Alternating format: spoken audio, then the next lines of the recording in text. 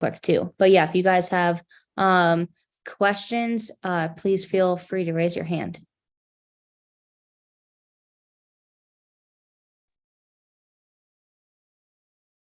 Do we start now, Rach? We can start now.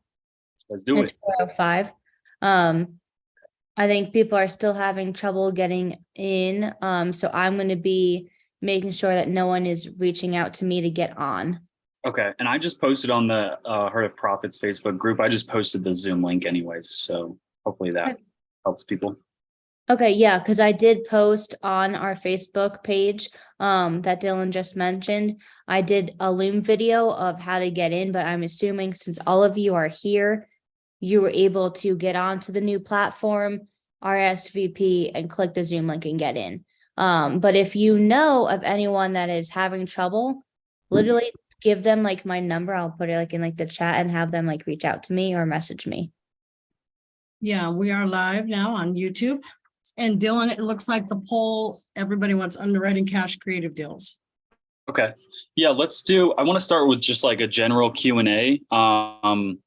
That's typically what we do for these Tuesday Zooms, is more of just a Q&A, let people ask questions. That way, this is a good resource for you guys every week. You have a Zoom every Tuesday where you can come and get any burning questions that you have answered. I wanted to shout out, is it Cecil? Is that how I say your name? Cecil Lee. I saw him read and paste his new book in the Zoom too. I just thought that was cool.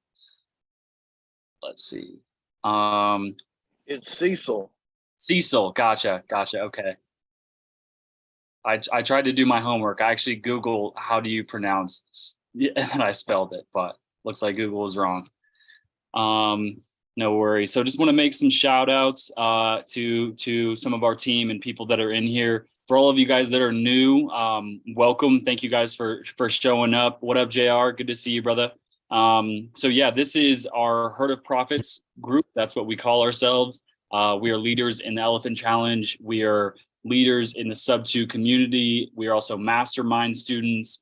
And we have done quite a few deals in several states. We've JV'd on a deal in Texas with Pace, and hopefully we're going to JV on another deal with Pace and Abraham Gray here soon too. So got that in the works. But yeah, just so you guys know our team, my name's Dylan. I do a lot of the closing and underwriting are kind of my avatars of our group.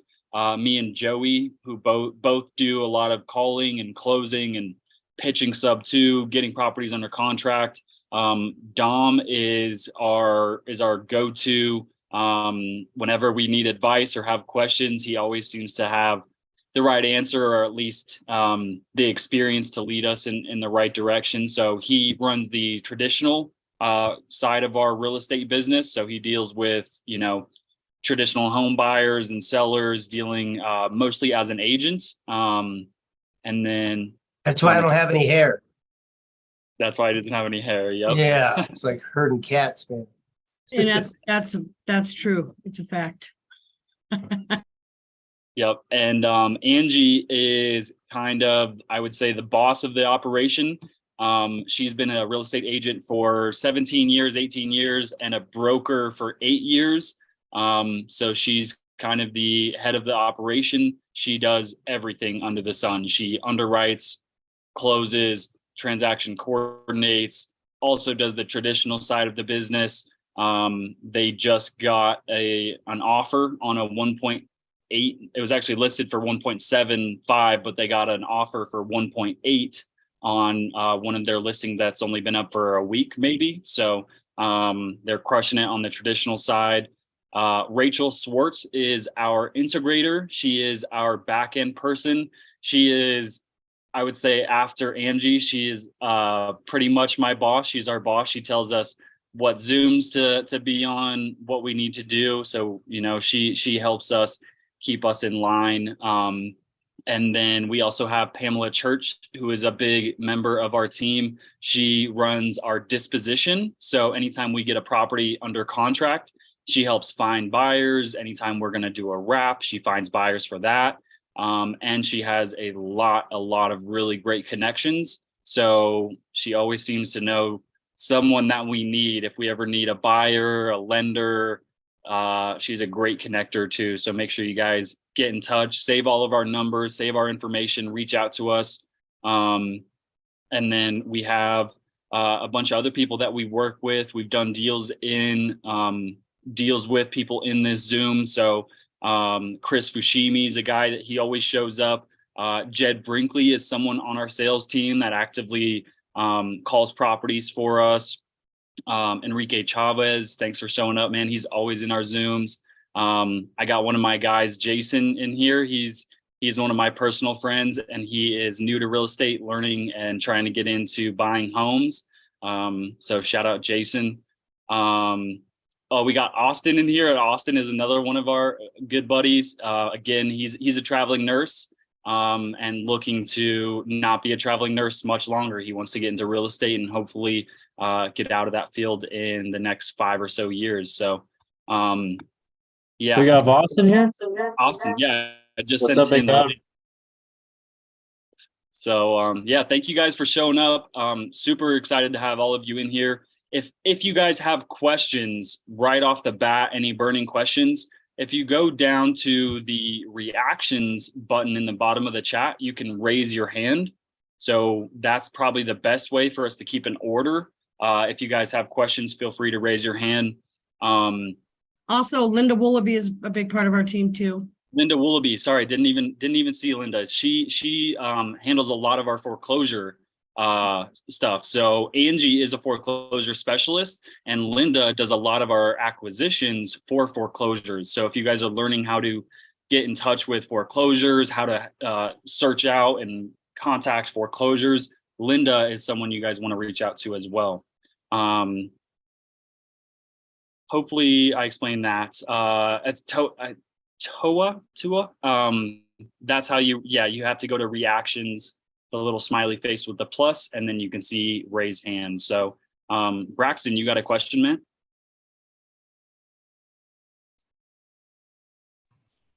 Yes, can you hear me? We can hear you. Yep. Yes, I know last Friday y'all said something about Angie had videos up to show you how to submit offers, how to underwrite. Can you guide me to that? Because I looked on it over the weekend, I didn't see it. Yes, sir. Yeah, great question. And that's what we do in these Zooms. Look, I wasn't lying. I literally Googled how to pronounce the name Cecil. Cecil. So yeah, if you guys go to YouTube, type in Angie Milanazzo, and it's a hard last name. It's very Italian. It's Milanazzo, Milazzo. Hit her profile, and then you come over to this live section. You can see we're actually recording this Zoom live on YouTube right now. So if you guys ever can't make the Zooms, they will be recorded and uploaded on this YouTube channel. So we have a good 10 or so Zooms saved on here where we've done Q&As, live seller calls, underwriting, comping, everything under the sun that you can think of involving real estate is in just a few of these Zooms. So this is a good resource for you here, Braxton. And I'll post this in the chat for everyone too. So you guys can just click this link. So if you open up the chat, you can open that link. Of course, Alfred, thanks, man. Thank you for being here. And then two, it's a little bit more complicated, but I can show you another way to find even more videos from us. So if you go into this Facebook group, it's called Creative Real Estate with Pace Morby. If you guys aren't a part of this group yet, I would highly encourage you to join this. There's 90,000 or so members in here and probably a good 1,000+ posts a day. So it's very active. You can get a lot of resources from this Facebook group. You can even find leads and JV with people that need help. So make sure you're part of this Facebook group. If you go over to this members section, and then again, type in Angie. She's pretty popular, so she pops up. She's a group expert in the real estate industry, and she's verified. That's cool. So you can come down here and scroll down a little bit, and we should have some of our past Zooms saved in here as well. So here's one from April 4th and so on. We should have a bunch more. So I will copy this and post that link in the chat as well. What's up, Trevor? So hopefully that helps. Hopefully you guys can find these resources, go back and watch these videos. But in the future, continue to show up to these. We can answer any specific questions. And then on Fridays, we tend to do more of a targeted Zoom to where we'll just focus the entire Zoom on underwriting specifically or cold calling agents specifically. So we'll see. It looks like a lot of people are interested in underwriting. So maybe on Friday, we will do some underwriting if you guys want to see that. So does that help, Braxton? Yes, appreciate it. Right on. Thank you, man. Chris, what's up, man? You got a question? Yeah. Hey, thanks again. So I'm talking with a seller right now. It's off market, and I initially had, kind of offered, because he has some equity. So I initially offered kind of a sub-2 hybrid offer for him, but he's like, he needs to go to like flight school, so he needs like 110,000 for this flight school. So he said, he doesn't care about getting additional monthly seller finance payments for the hybrid portion of it. Mm-hmm. So he said he's okay with just a subject to, but he would like a higher down payment entry. So I was kind of wondering, I know the majority of the time sub-2 students, so I'm interested in more wholesaling this.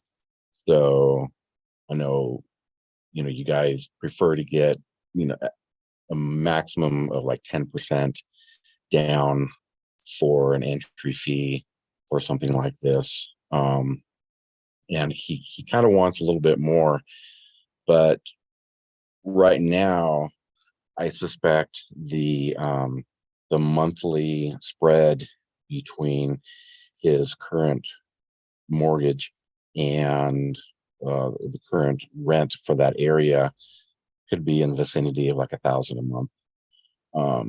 So if there's $1,000 a month spread, how much would a sub-2 student, be willing to put down as a down payment? Yeah, good question. And sorry, I tried to connect to my headphones. So on my end, you cut out a little bit. So you said basically from where it rents to how much his mortgage is, there's about $1,000 a month spread. Yeah. Okay. And I can do this math. I'm going to do it for you just on my calculator. Okay. So, $1,000 a month, right? Now, out of that, you can expect to pay 10% or so in management costs, another 2% for, maintenance, we'll call it 15% total for management, maintenance, vacancy, all that stuff. So on an annual basis, right, you'd be expecting to gross around $12,000 a month. And then my calculation, I'm going to multiply that by 0.85. So basically I'm taking 15% off, right? So after your expenses, you can expect to net around 10,200. So most people want to make around a anywhere from 12 to 15% return on their money. So this is a great way to do it backwards, right? Okay, how much can I expect to make annually? Now, if I want to make 15%, how much of a down payment do I need to put, right? So if I divide this, and there's multiple ways, different calculations you can do to figure this out, divide this by 0.15, that lets me know, okay, I can spend up to $68,000 total for my entry fee to make a 15% return on my investment. There's different ways you can arrive at those numbers, right? You can take 68,000 and multiply it by 0.15, right? And then you get back to, okay, I'm making 10,200 a year. That's 15%. So I would say, yeah, you need to probably be all in around that $68,000 a month or sorry, $68,000 entry fee for it to be a good deal. And then if your goal is to wholesale it, right? If you want to make 10,000, you need to be at 58. If you want to make 15, Right. you need to be at 53. So Got it. that's kind of where I would start from just a broad basis, right? There's other factors and stuff you want to consider. But yeah, I would say maybe a cash option would work too, instead of a subject to. If he needs a specific dollar amount in his pocket and the property's in somewhat decent condition, if he's willing to, like, if his motivation is to sell quickly, that's the reason why people take low cash offers, is because it's quick. So if he's willing to sell at 70% of what the home's worth and that still nets him what he needs, a cash option might be an idea. Yeah. I'm giving him like 3 options. One cash option, one option with a lower purchase price and a higher down payment, then another option with a higher purchase price and a lower down payment. So that's kind of where I'm at right now. So we'll see where that goes. But yeah, I appreciate it. Right on, for sure. And yeah, too, I always explain to sellers that creative finance, whether it's sub to seller finance, there's typically 3 levers. One being the purchase price, one being the down payment, and one being the monthly payment, interest rate, term. Those are all kind of lumped into the same lever. Typically, we need one of those levers to be in our favor, and the other 2 can be in the seller's favor. We don't necessarily care about the purchase price. Sellers typically have their heart tied to a certain dollar amount for the purchase price, right? So that lever can be in their favor. But if they want the down payment to be high, then the interest rate needs to be in our favor, and vice versa. So we can do 0 down with a higher interest rate, or a somewhat high down payment with, a lower interest rate, right? So that usually helps paint a picture for a seller, and they help, they understand, right? So. Yeah. Okay, cool. Thanks a bunch. Thank you. Yep. Good to see you, man. You too. Is it Toa? Am I 0 for 2? No, you're good. 1 for 2, bro. 50%. Right on, man. 50. Yep. Cool, man.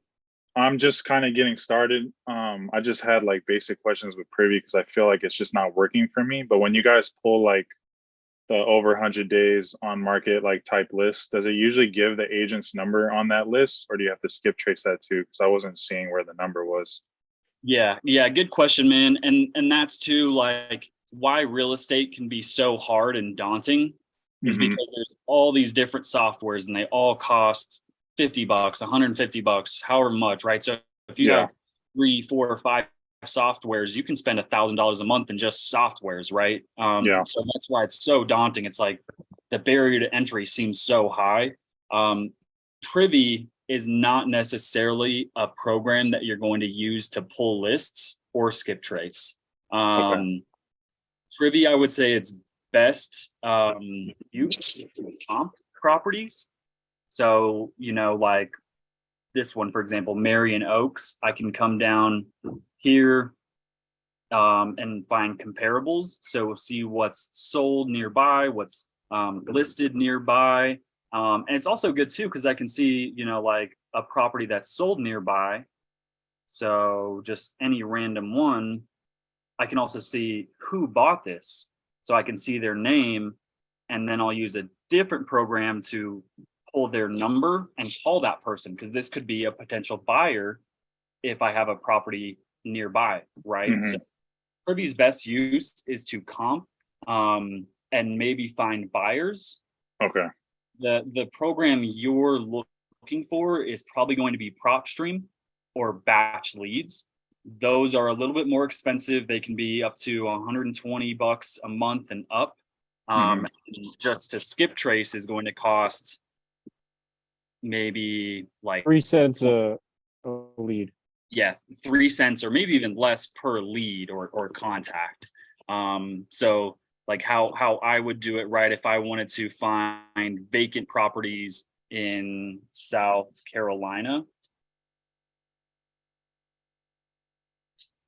I guess that's not a You got to state. put a city.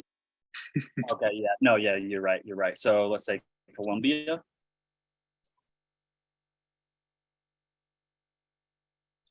This is how it's going to work, right? So PropStream, I can look for pre-foreclosures, cash buyers, vacant, tired landlords, high equity, low equity, type in a city, check all of these. I can add it to a list and then skip trace all of these records from there. So that's the best way to do it. Obviously, if Okay. you guys don't want to pay for a list, what we can do is provide you a list. But obviously it gets expensive for us to pay for a ton of lists for everybody. So what we typically do is, we'll also send you a joint venture agreement if you want to, let me stop share. If you want to joint venture with us, we can send you a list. And then once you get a lead on that list, then we'll work it with you to help it get wholesaled, or we'll buy it, or figure out what the best bet for that one is. What if it's outside your guys' usual market? Yeah, good question. Let me ask, what markets are you planning to invest in? I'm mainly in Hawaii. I live here now, but I'm from SoCal, so kind of like Hawaii, Cali. I know that's not like the preferred, but that's just like what I'm familiar with. I guess I'll venture out later on, but that's where I wanted to start. Yeah, absolutely. Definitely venture out. Yeah. We prefer, because of the way the market has moved, we're definitely going to be sticking to just any market where the average home price is around 250,000, because Okay.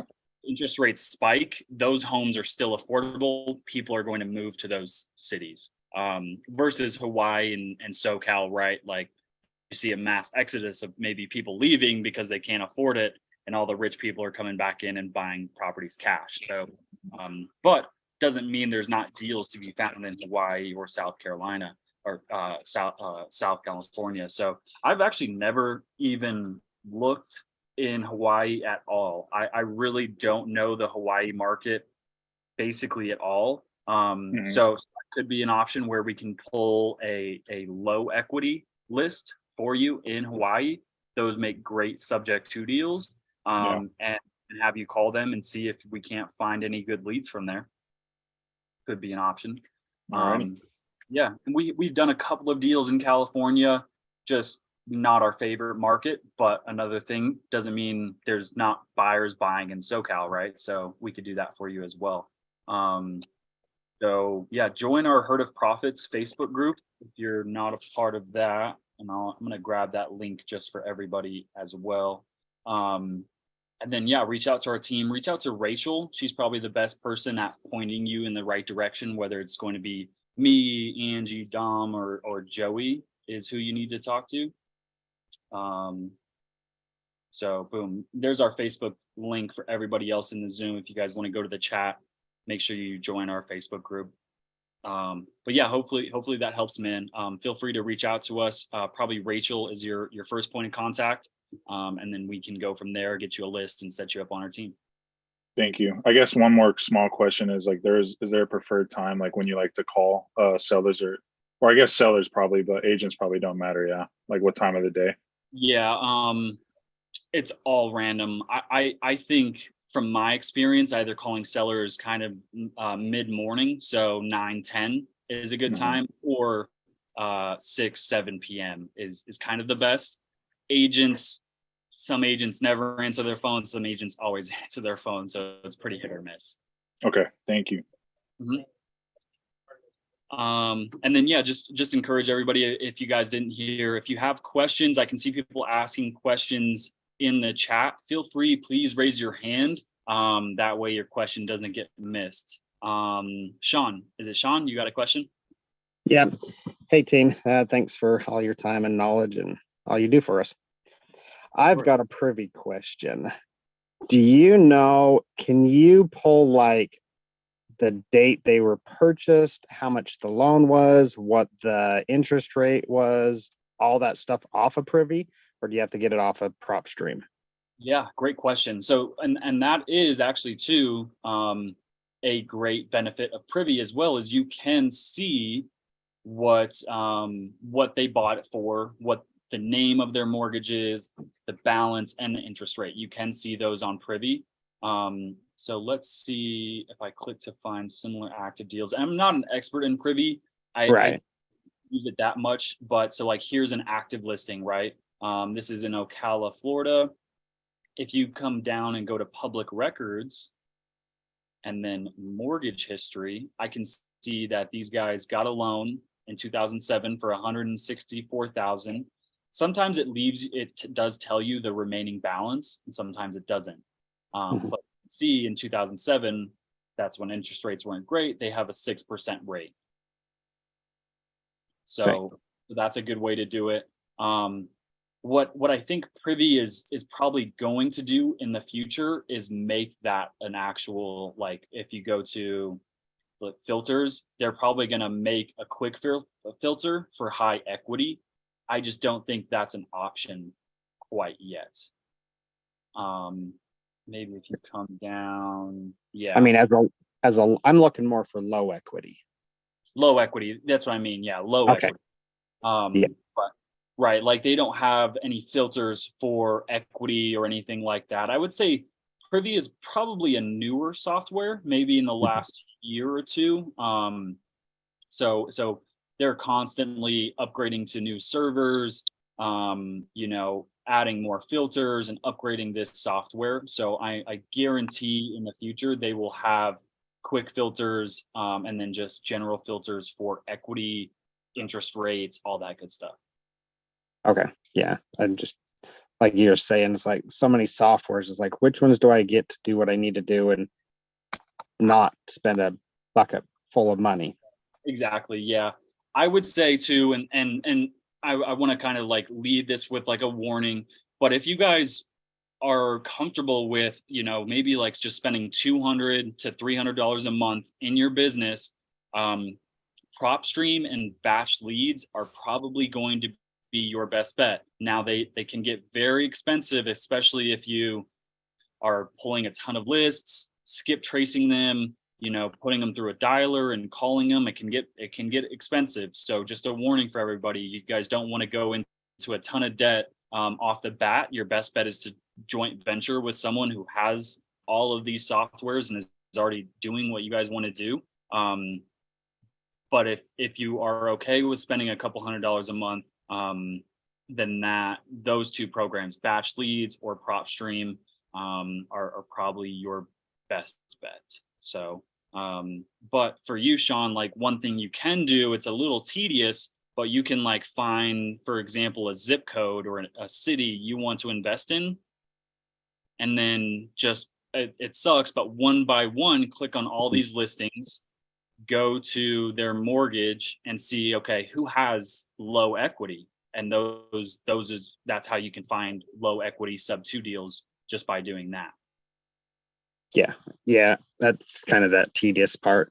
Now, if I wanted to do that, pull the list on those properties like that, then do I take them over to like PropStream to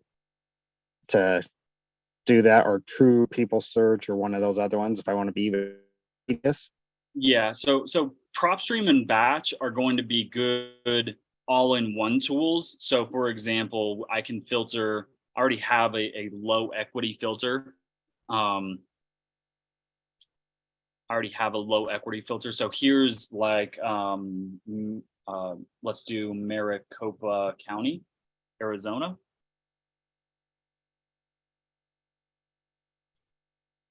Loading. Alan says Privy is also rather essential for a direct to agent strategy. Absolutely. Yeah. Privy is great if all you want to do is direct to agent. And it can definitely be tedious at the beginning, but once you call enough agents and build rapport, right, hopefully some of these agents will come to you with leads. That's another option as well. But for skip tracing a big list and just trying to call all of them, right? So, right, I'm going to filter for 80% loan to value. That means that, right, their value is up here and their loan is right here. So they only have 20%, give or take, in equity. And then I can just go ahead and boop, check that box. add it to a list, save it, come over to my properties. This is where the list will be saved. And then you check this box, hit new campaign, skip tracing, and then it's 10 cents. Yeah, it is 10 cents a record. So to skip trace 143 is going to be $10. Yeah. $10 for 14. $10. Yeah. Yeah.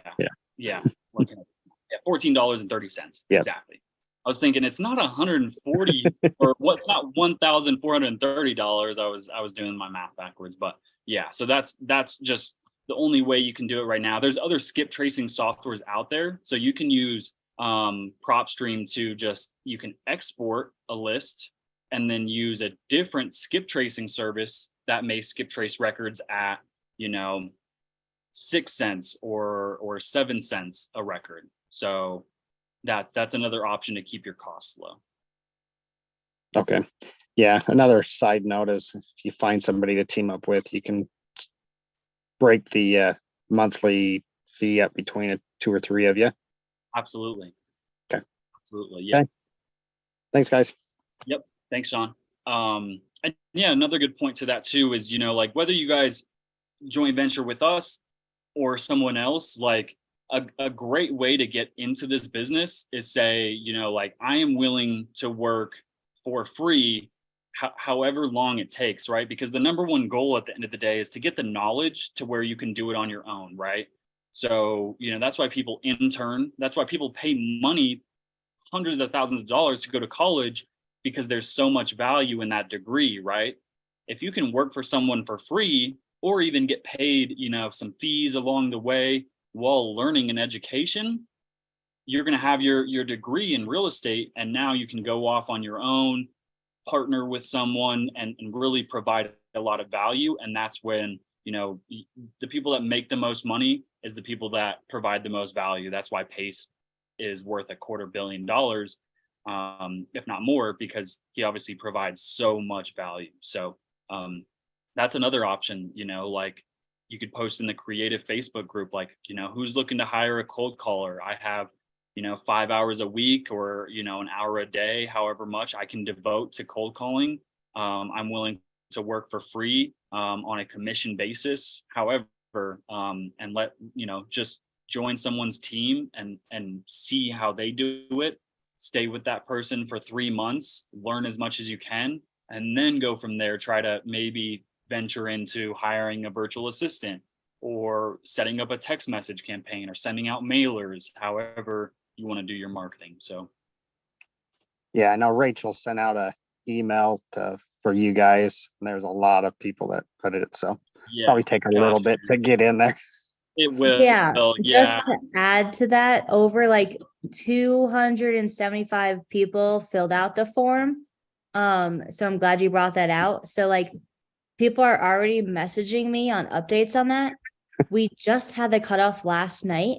So now I have to go through the list, go through some things. We need to figure out when we're going to have Zooms and how many different Zooms we're going to have, and send out like different like times and everything for you guys to talk to us a little bit and like qualify you, ask some questions. And then what we're probably going to do is give you to also other leaders like Dawn and like Kevin, because we possibly cannot take that many people, at least not yet, and some people can go on the wait list. So yeah, that's my added thing. Oh, yeah, Sorry, Rachel, guys. also, can you put the how they submit a deal into the chat? Because I think Joe asked, how do we Oh, yes. find the info to Okay. JV with you guys? Joe, if you have a deal, just submit it into our deal form that Rachel's about to put in the chat, Yes. and then we'll call you and break down the deal with JV on it if it's a deal. And it's also in our Facebook group, which Dylan, I know, did post that. So here are the two. Is that the new one, Rachel?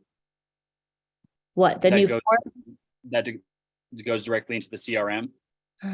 No, not yet. It's a little bit more complicated. Okay. And with all of the Elephant Challenge people and everything, I have not had time to finish it. Okay. So my bad. No worries. So yeah, there's the deal form link in the chat. If you guys want to save that or bookmark that, however, if you guys have questions about leads, you're not quite sure what the next step is, maybe you need help just verifying what the mortgage amount is, what the rent is, go ahead and submit your lead through there. A big note too, I think everybody always has it in the back of my mind, like, I don't know these people, they could steal my lead, right? So just so all of you guys know, we have a fairly successful business going on with a lot of our own leads. We don't have time to steal anybody's leads. So yeah, you guys can submit your leads. We'll just help you on them. And then if you'd like to JV with us, you have that option, but it's not a mandatory thing. If you send it, you have to JV with us. So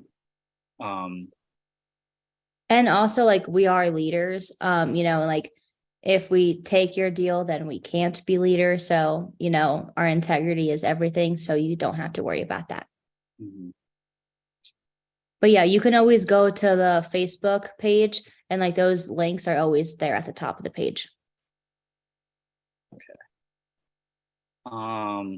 Gosh, I would go 1 for 3 if I tried to pronounce your name. Any guesses? Abhishek? Is that right? Abhishek? Hey, hi. No, you got it right. You got it right. Oh, let's go. Okay. All right. Hmm. Yeah, I just wanted to answer your question about, prop stream or batch. Like, I don't have any ties. I think they're probably both, to be honest, almost the exact same platform. Right. Pace wishes prop or batch because he has connections to that company. And they might have a little bit better data, but as far as it goes, like, you could pick either one. It doesn't matter. If you find a first month link that saves you some money on batch, I would use that. Okay. Yeah. That makes sense. The whole reason why I was trying to get this info is because I have a friend who I got interested, who wanted to learn about Sub2 and how to do a deal properly, because he was trying to buy a house. And I'm trying to get him a house in Virginia, which has, he has given me all his requirements. So I told him, don't go through the bank. This is a better way of, buying a house. And then he said, okay, if you can, get me a list of houses, I can do the deal right now. But so that's how I got started. So I'm just 2 weeks old into the process right now. So I'm doing it one by one. I'm trying to get a list of houses, then I'm trying to see who to contact and stuff like that. So I reached out in the Facebook group as well, and what's up to, if folks who are doing deals in Virginia. But it's been kind of slow because I'm still new. So people who I messaged, they have not replied yet back. So I'm still waiting for them to get back to me. So this is Sure. a very weird situation where I have a buyer. I know the amount he wants to spend on it, and I have all the info, but I'm not able to get him the list of houses as fast as possible. Gotcha. Okay. I love that, man. That's such a good idea. You don't even know, you probably don't even know it. A lot of people go into like wanting to wholesale or just into real estate by, I need to find a deal first and then a buyer after. When the easier option is to find a buyer first, have him tell you exactly what he wants, right? I want a picket fence with a red door, right? Now okay, there's 5 picket fences with red door properties in this area. Let me just call those instead of, trying to pull all of these and see if he likes them, right? So Right. that's a brilliant idea. I actually have a buyer in Virginia as well. She's looking in Lexington, Virginia. Yeah, same. My friend is also looking in the exact same place. Yes. Gotcha. I'll tell you, I called quite a few agents, and that market, for whatever reason, it's just low. There's not a lot of properties for sale. Yes. So homes sell pretty quickly out there. So like when I was trying to pitch seller finance subject to, these agents were like, I'm getting offers over asking in cash, Yeah. You're not going to. So interesting. It's going to be difficult, man, but you never know, right? Like you could find that needle in the haystack. I would say maybe off market. That's what I'm going to do. I'm going to switch to kind of find an off market one. Because once it goes on market, it's too late. It gets eaten up. So That's what I was thinking. Yeah, that's what I was thinking. Get there early. I think if I get there early, I think I can get him a good deal. Exactly. Yep. Yeah. I love that though. That's a great idea though, man.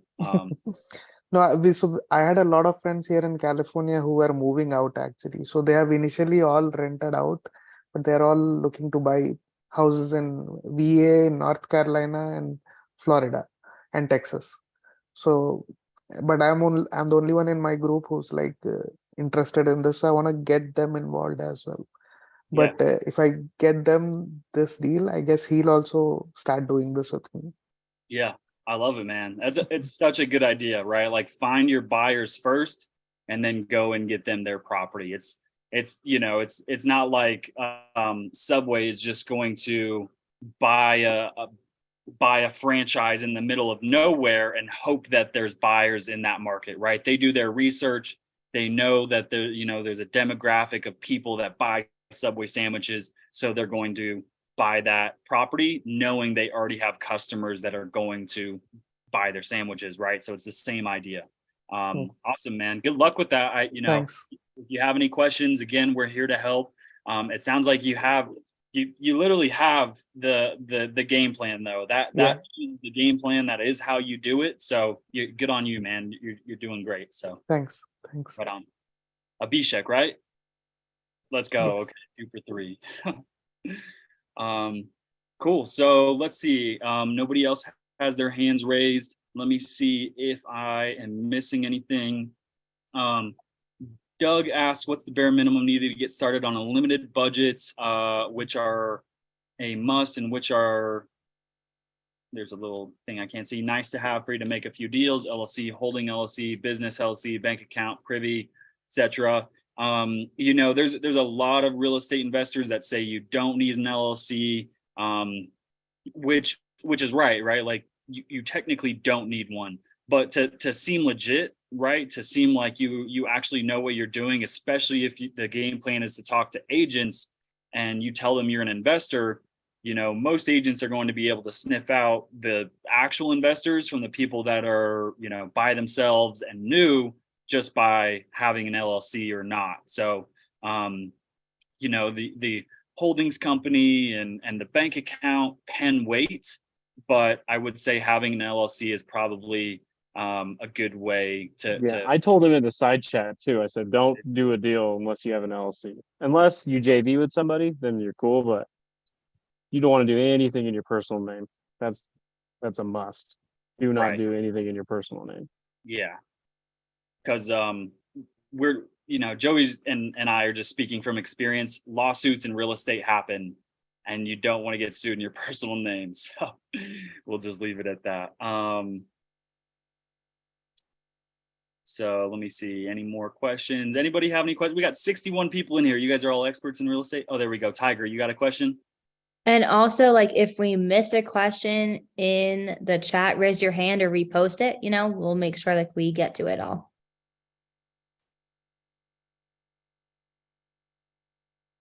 Hey, Dylan. What's up, brother? Hey, I just have a question on like the whole elephant challenge thing. Like, how does it work? What is it? I joined last one, but I didn't really understand it. How does it work? How do I join? How much does it take? Yeah. Yeah, good question. I think just by showing up, you've already joined, you've already started the elephant challenge. Pace does this a lot, where I think too, it's part of his engineer brain. I think everyone has an engineer part of their brain. Some people obviously more than others. But engineers, if you guys know engineers, have a hard time kind of expressing or verbalizing what their ideas are, right? Like they're at such a high, that's why Elon Musk isn't like such a great conversationalist, but he's obviously a genius, right? So Pace, same thing. He has all these good ideas, and he has a team that can implement the ideas, but they're not the best at explaining maybe the reason why these ideas are coming to fruition. I believe why he started the Elephant Challenge is to help new people, so new investors, get involved with people that are experienced investors. So the exact reason why we're in here today, offering free information, spending time with you guys, is because it's a mutually beneficial relationship, right? Like, we love to help people learn how to get new deals, and whether we do a deal with you or not, no harm, no foul. But we know, right, it's just in the numbers that a couple of people in here are going to send us some leads that they need a JV with, and it's going to turn out to be a good wholesale fee, or it's going to be a good rental property for us to keep. So that's really the idea, is figure out where you're lacking in your business, whether it's funding, like maybe you need some private money, whether it's closing, underwriting, whatever, comping, figure out where you're lacking in that business, and then find a leader who is good at that part of what you're lacking, and joint venture with them and do some deals together. That's kind of the idea for the Elephant Challenge. Okay, so I would have to kind of bring a deal to you guys, and then you guys can help me out and either JV with me or just help me close it. Is that how it works? Sure, yeah. And two, I would say, like, the first step of that is, kind of figure out what you need help with, right? So whether that is high level pitching subject to, handling objections, whether it's sending an offer out, or underwriting to actually know, like, is this a good offer? I don't even know, right? Like, am I offering way too much, way too little? So figure out where you need that help. And then if you think we're a good fit, we can help you, then sure, send us your leads. If there's another leader in the Elephant group that you think might be a better fit, then sure. But obviously, I think the reason you're in here is because you might think that we can help you, which I think we can too. So yeah, that is the idea. If you have any good leads that you're not able to convert or have questions on, then you can send them to us, and hopefully we can help you get them closed. I don't have any leads at all because I don't really focus on finding leads. I'm more of I'm a Gator. That's where I started focusing on. So I'm just trying to find deals that I can help people with funds. So I was wondering, how can I use any of my funds to join with you guys? Yeah, great question. For us, we obviously, I guess too, maybe a good question if you want to share is, like, how much would you be looking to lend at one time? Depends on how long you're looking to hold it. Okay. So and the reason I asked this is because there's probably someone in here out of these 60 people that are in here that are looking for either earnest money, right? So $1,500, $2,500. There's probably some other people in here that are looking for $50,000 to fund a down payment for a fix and flip, right? So letting people know, I guess, kind of, how much money you are willing to lend, kind of helps people reach out to you. So that would probably be your best bet if your strategy is specifically Gator lending, leveraging the community. You have 60 real estate investors in here that I'm sure all could borrow some potential money from you. So I would say that's one way to do it. Show up to these Zooms and say, hey, I'm the Herd of Profits Gator lender. Anybody looking for earnest money? I was gonna put in my info, but I didn't want to be spammy, so yeah, I didn't do that. I appreciate that, brother. Look, Mystique's looking for 155K if you got that.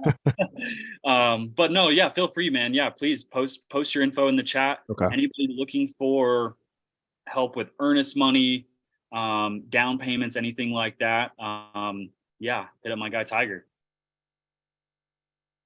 Yeah, here's my info real quick. There you go.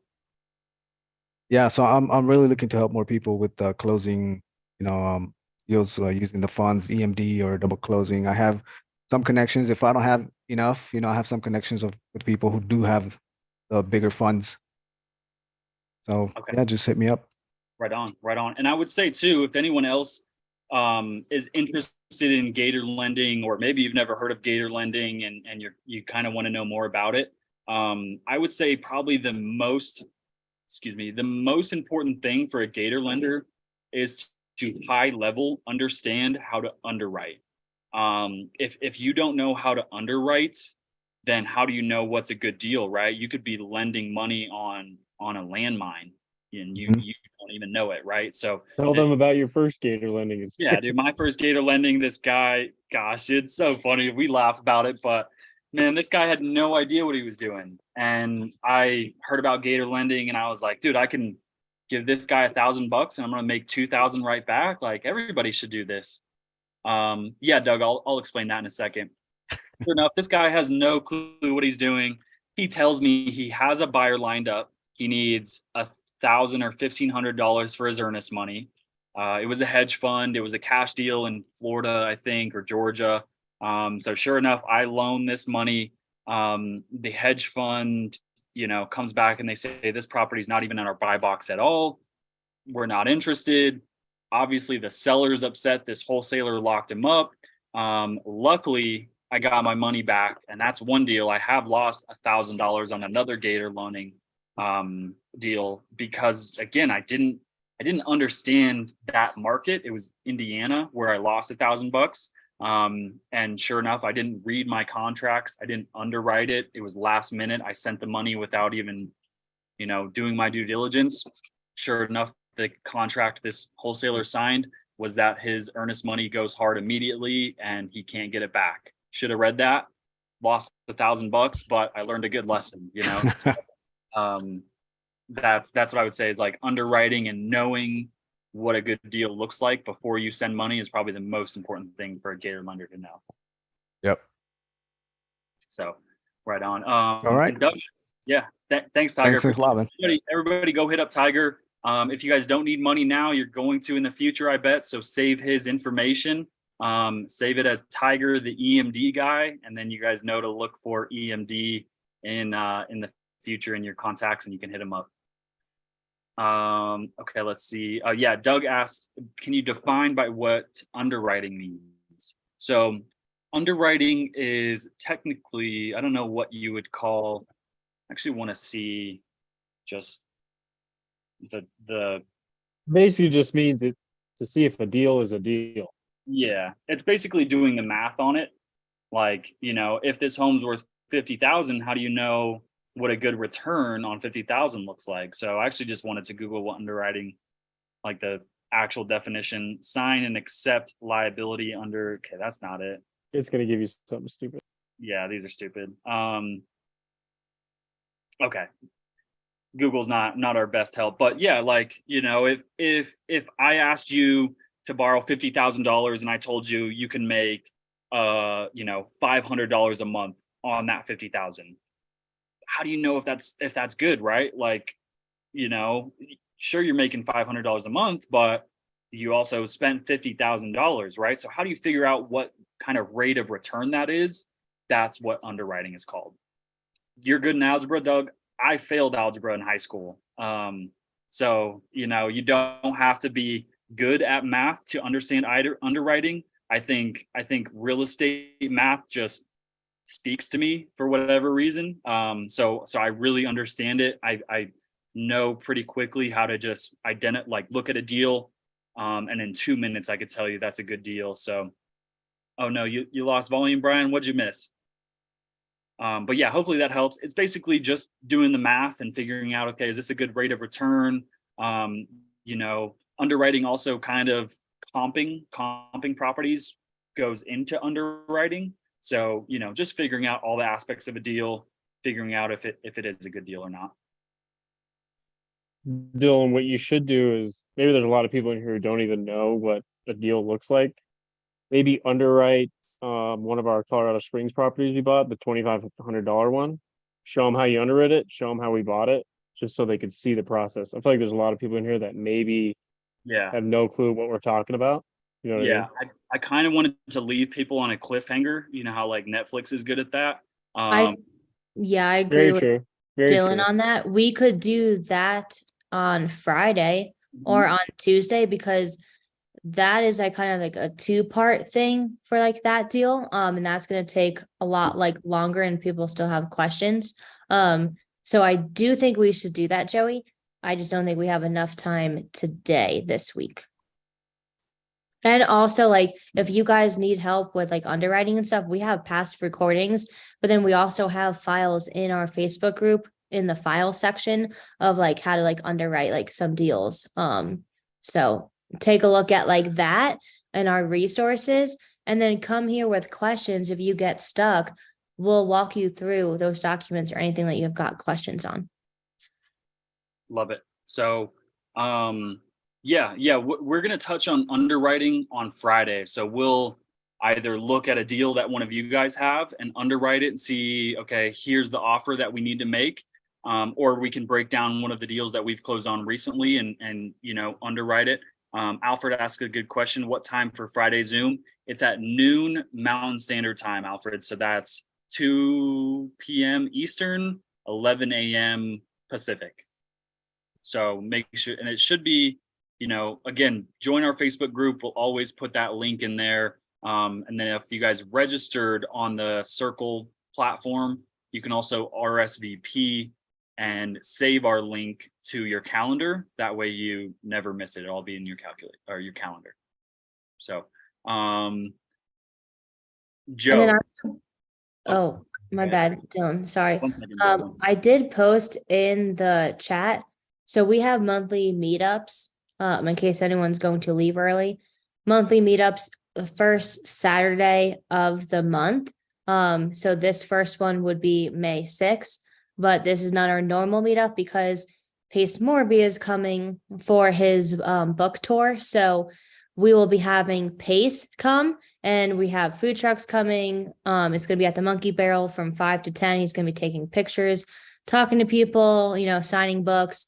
It's a good opportunity to network.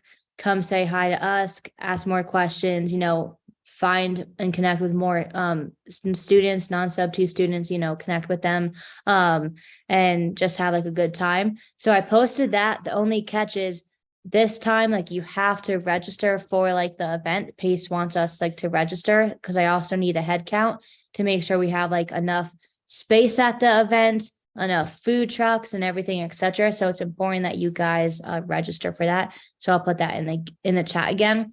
But I just want to make sure I said that. Right on.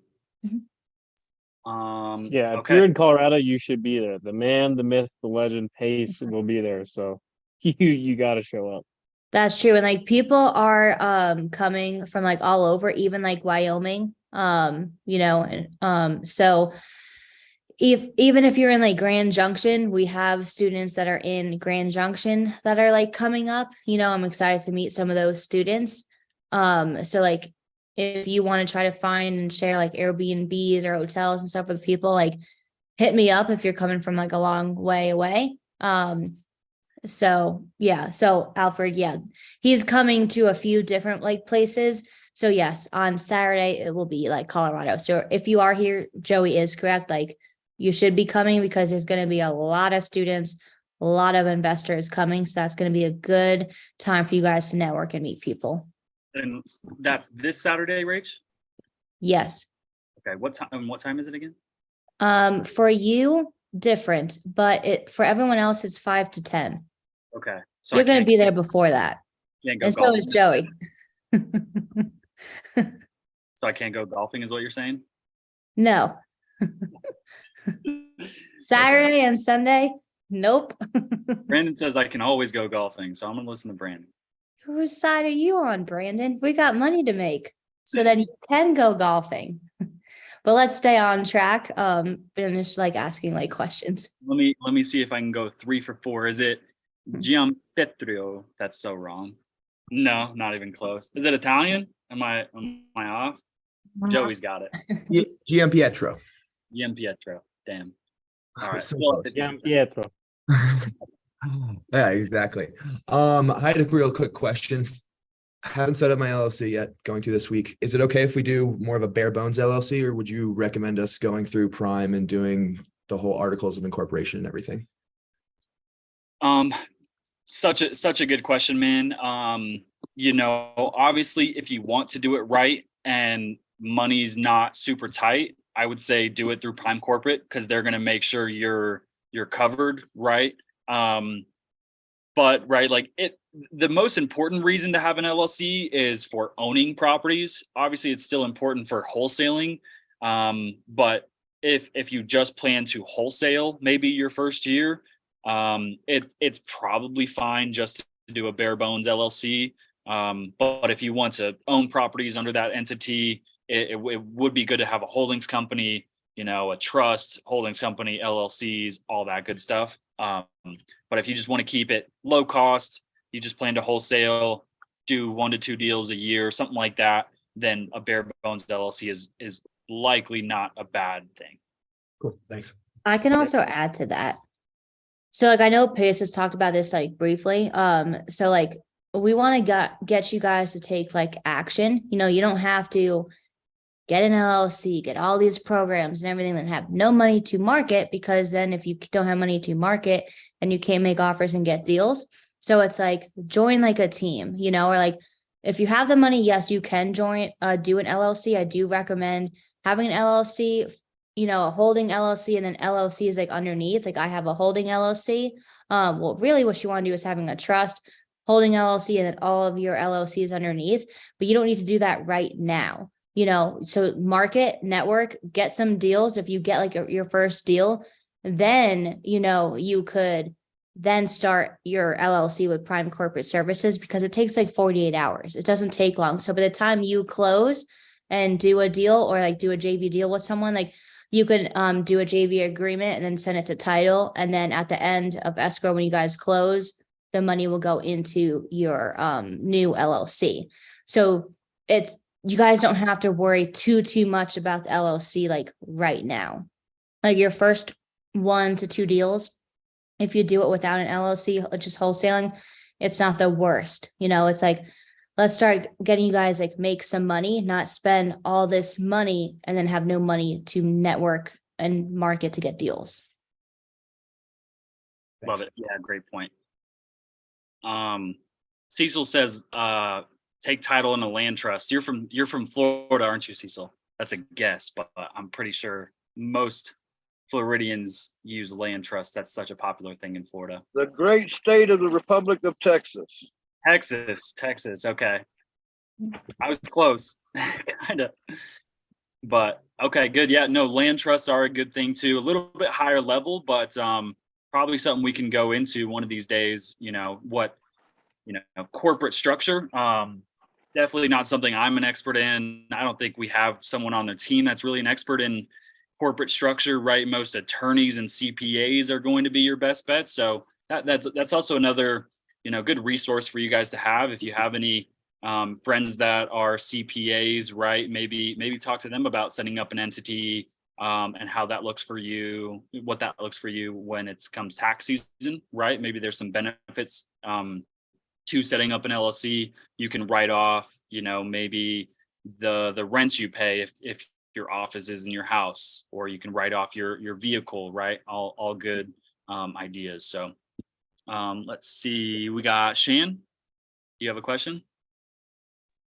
Yeah, it pretty much was answered by Rachel about, and it's about LLCs too. If our LLC is set up in a certain state and it's not any of the states that that you guys prefer, and we want to work with you so bad, so we pick one of those states and we send you deals and it works out. What do we have to do for that other state to be able to do business there? I really don't know what I haven't JV'd, I haven't done a deal yet, but I've got all the infrastructure set up. What do we do in that state? Yeah, good question. So really great question, actually, because we wondered that ourselves too. When we did our first deal, I think our first one in Georgia, we were like, shoot, do you need an entity in Georgia? And no, you don't. So it doesn't matter where your LLC set up. You can hold properties, you can wholesale all with your entity. Doesn't need to be set up in that specific state.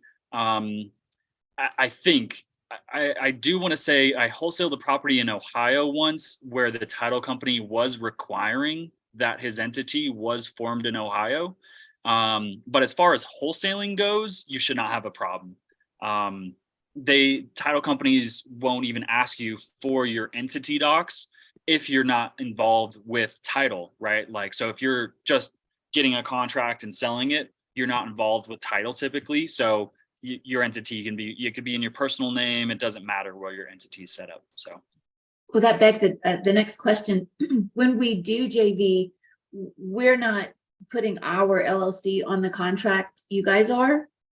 Yeah, 100%. Yeah, because we've done a ton of JV deals where someone locks a property up, and then we need addendum signed or, you know, paperwork submitted, and this person may have a full-time job and they can't get to it right away. So just for ease of us, we prefer to wholesale in our LLC or acquire in our LLC, and then we send a joint venture document that actually gets sent to the title company, so they know, okay, there's a partnership agreement. We need to make sure money goes to them, money goes to them.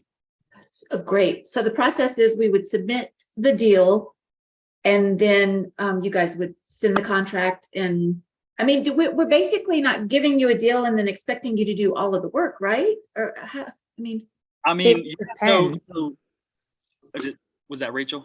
Oh yeah, I was gonna say it depends on what you guys want us to do. You know, there's a difference between referral fee and like a JV fee. It depends on who does what will make a certain amount of money. Dylan's better at explaining that. Yeah. And that's the hardest part about real estate and just this type of, you know, structure, is because it's like, you know, how much do we pay someone that maybe just texted us or sent us an address and then didn't do any work, right? Right. Some people feel entitled to 50% of that just because they found it, right? So versus like someone might have found it, deposited their earnest money, you know, and now they just need help finding a buyer, right? That could be more of like a 50-50 split or a 70-30 split. So it all depends. It's always different. We never say like, if you JV with us, guaranteed every time you get 50% or 30%. Like we have done that where people send us an address and they're like, I have no idea, but here's a property next door. It needs work.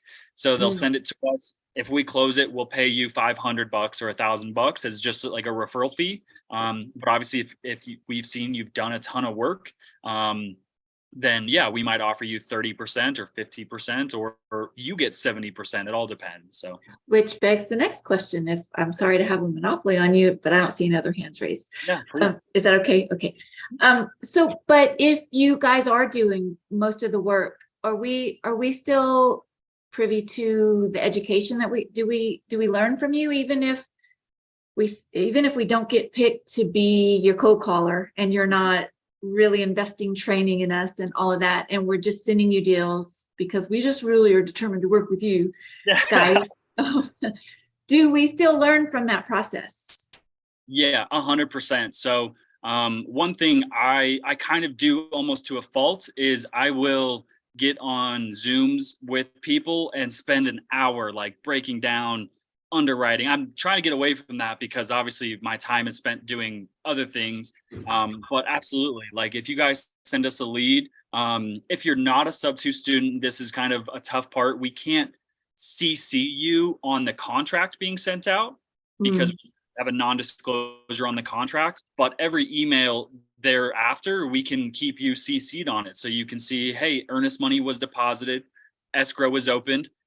We can show you and tag you in the Facebook post that we make to market for a buyer. We can also, you know, have you post it on different platforms so that way you can learn how to find a buyer. And who knows, you might have someone hit you up and say, hey, I'd love to buy that from you. And now you're the person bringing a buyer to the table. And then we'll show you, here's how you fill out an assignment contract, send that to title, right? All that good stuff. So absolutely. Yeah. That's what we'd love to do, is just teach an army of people that are, you know, already know what they're doing. And that way we don't have to continue to hold people's hands. So, but it's all a process. We have to sometimes hold your hand, and then eventually you know how to do steps A to Z on your own. So I love it. Thanks. Right on. And then Thanks, Shannon. also, Dylan. Yep. I don't know. Did we answer Doug's question? It was, chat's going like pretty fast. Like you guys are private messaging me. I'm trying to do all of that. So if we do miss something, just make sure we didn't miss any questions. But I think we missed Doug's question.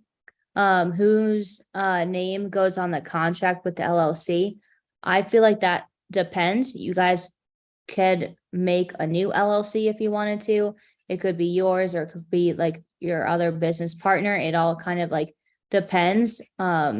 It's not like you have to do it a certain way. Dylan, I don't know, or Joe, if you wanted to like add to that, but for example, like let's say like, for example, like I used my LLC name, but I was doing a deal with Dylan. We could just do a JV agreement and then send that to title. And then it goes like my name's on the contract, but you have the JV agreement, you send it to title. And then at the end, when you close those certain percentages, everyone will get paid out. So it really kind of depends on what you want to do. You can have 2 LLCs on a contract, but sometimes if you're trying to just wholesale, you might not want to always do that. Yeah, Dylan? what Rachel said, like the JV and what's on the contract are 2 separate things. So we could have our LLC on the contract, but as long as we have a JV with you drawn up, you're protected if that's what you're asking. So yeah, it doesn't matter. Yeah, he also asked who pays the earnest money. So if you guys JV with us, we will typically always deposit the earnest money. So Tiger pays the earnest money. Yeah, we'll hit up Tiger actually. Yeah, we'll hit up Tiger. So that's, or if you guys want a JV, and you're like, I don't really know what the process looks like, but I have $1,500 I could put down in earnest money. That could, maybe we could treat you as now, okay, you're the Gator lender. So we'll, pay you your finder's fee, and we'll also pay you a Gator lending fee as well too. So that's another option. As far as a free LLC goes, I am not too sure about the zero to hero. There's definitely companies out there where you can set up very cheap LLCs, but I would say cheap is probably not the way to go with LLCs. Either just do it in your own name until you have a deal, and then pay Prime Corporate Services to structure a good entity for you. So Cecil asks, if you take the title of the property, put each property in a separate land trust, this protects each property from any damages awarded against the individual. Yep. So always a good idea. Hold your properties in different LLCs. Did y'all go through the Sub-2 course? I'd love to get with the team and create success with like-minded friends. Do I need to be a Sub-2 student to do that? Ohana, no, you don't need to be a Sub-2 student to joint venture with other Sub-2 students. That is not a requirement.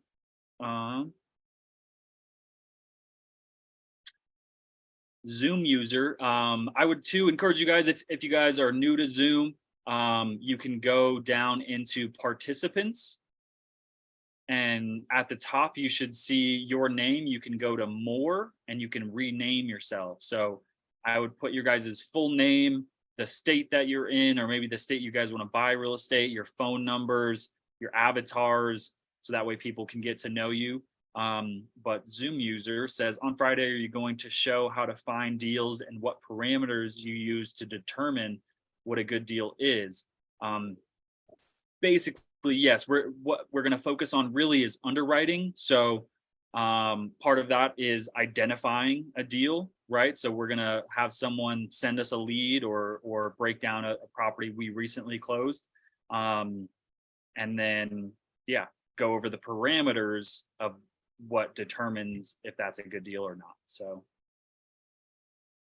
Sam asked a good question. Sam from Wichita, Kansas, who is a unicorn agent, asked, is wholesale your only strategy or do you hold as well? Rachel's answering all these questions, but I'm going to go over them again. Yeah, Sam, wholesale is kind of the base of our business, and this is something we've learned from Pace.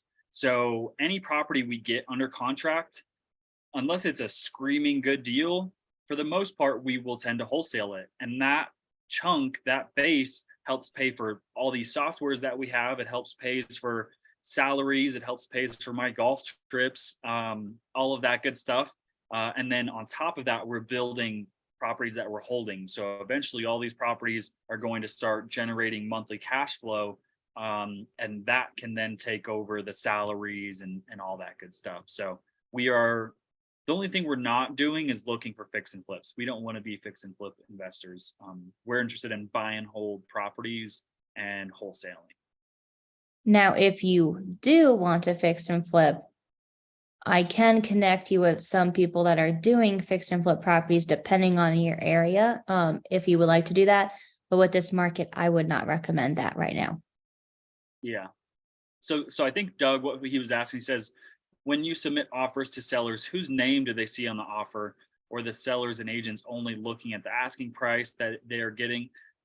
So yeah, I mean, if you want to submit offers, Doug, you can put your name, Doug, whatever your last name is.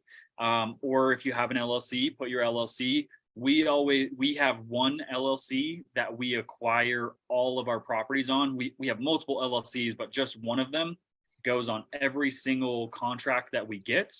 And then even if we're going to hold it, it goes under that same LLC, and we basically wholesale it to other entity. Just another method Pace taught us. So we wholesale it to ourselves. So every offer we send is Legacy Property Solutions LLC. What is your typical or average earnest money for our deals? If we can, we'll try to just do $1,000. From what I've noticed, like $1,500 is kind of the sweet spot where agents don't really balk or question it. So anywhere from $1,000 to $2,000. You might be dealing with agents that have dealt with investors in the past, and they're going to ask for $5,000 or $8,000 or however much, 1% of the purchase price. So, but we try to get away with around $1,000 to $1,500 is our pretty standard. Brandon says, if you're looking for anonymity, though, you would want PCS to structure via registered agent in a state, Wyoming, for these purposes, right? Yes. So absolutely. If you're looking for anonymity, you don't want people calling you, seeing who owns these properties, right? That's why you would go to PCS to do that.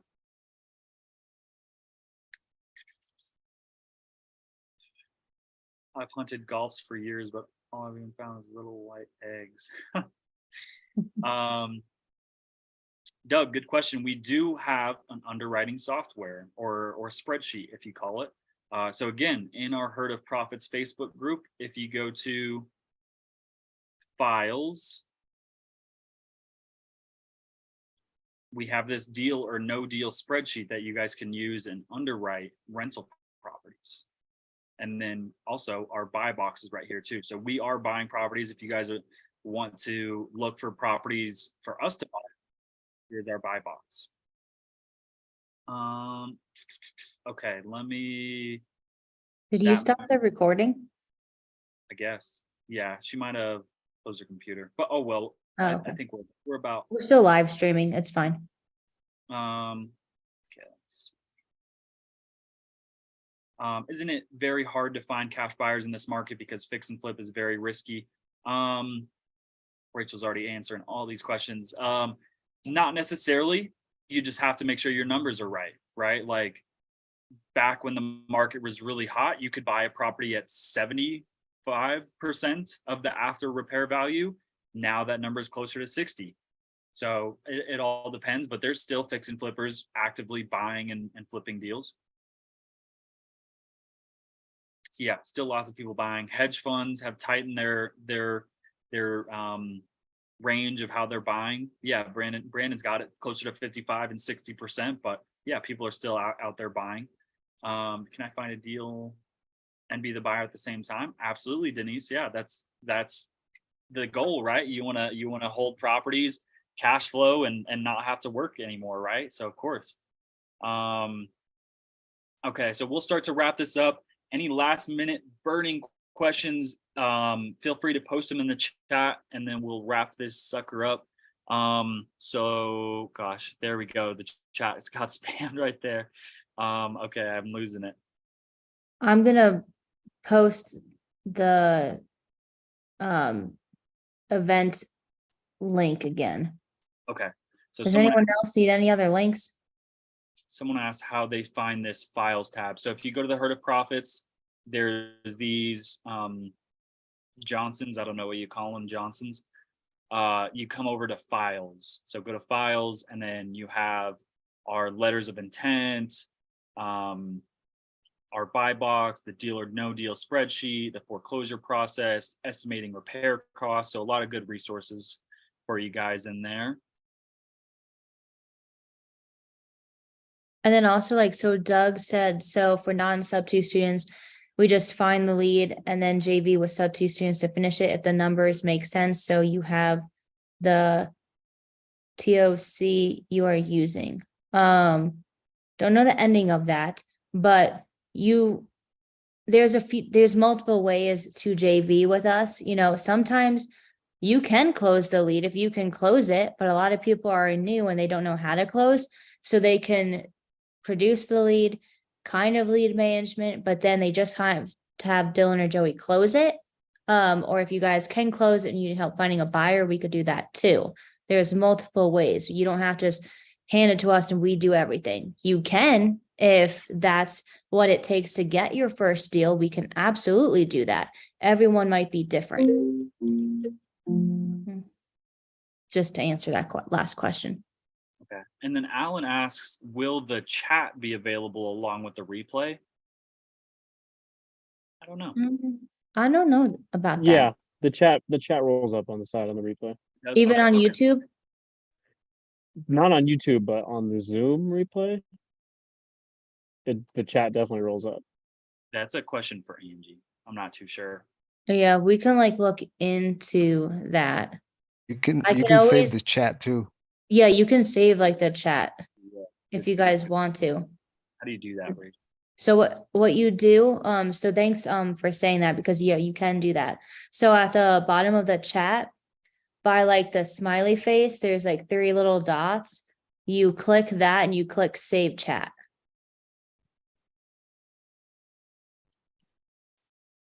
Do you guys see that? If you open the chat, you know, at the bottom. Yes, thank you. It's the 3 I little could put dots. a screenshot. Yeah, thank you. Where does it go? So, okay, so when you save that chat, okay, on my MacBook, it will literally just pop up when the Zoom ends, and it's probably gonna pop up in your downloads, and then you can just literally click and save it wherever you want it to go, but it'll pop up.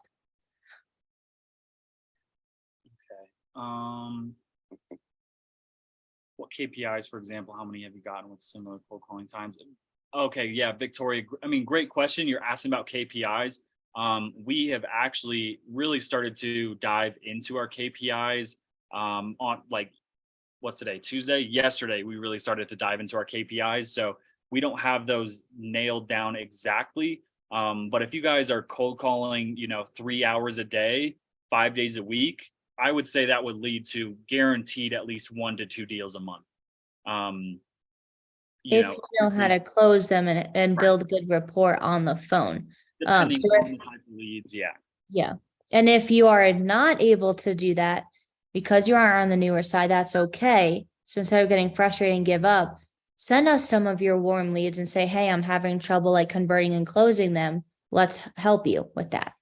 It's okay to ask for help. Yep. Toa asked, what dialer do we use? We don't use a dialer, Toa, but we have used batch dialer in the past. But we're probably not the best to answer that question. There's a ton of dialers out there. And then also, so like, yeah, if you are on your phone, you can't save the chat. So like, I'm going to save the chat like at the very like end, and I can post it in the Facebook like group like page. If you guys would like me, I can do that. Is there a script to close the leads? Not really. No. Yeah, Nope. we like to That's send. You don't something you wanna gotta sound learn like a by robot. failing 100 times. You've got to fail 100 times to learn how to close. That's my answer to that. There's no script for closing. Okay. Well, I think we'll leave it there. We're gonna call it 5:30. Appreciate all of you guys for showing up. Thank you so much. It's awesome to log in here and see we have 60 people all interested in wanting to learn real estate. I love real estate. This is my dream job. So it just, I'm so grateful to have this opportunity to be able to teach it in front of 60 people. So dreams come true for me. Thank you guys for showing up. We want to see you on Friday at noon Mountain Standard Time. That's 2 p.m. Eastern, 11 a.m. Pacific Standard Time. So, and that we'll do some underwriting. So we'll break down a deal, bring leads if you guys have it. We'll go over it.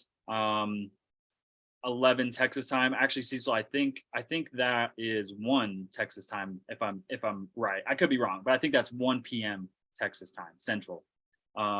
So, but anyways, right on. Thank you guys for showing up. We'll see you on Friday. If you guys have any questions, feel free to reach out to Rachel, and she'll point you in the right direction. So, Yes. peace, you guys. Sounds good. Thanks.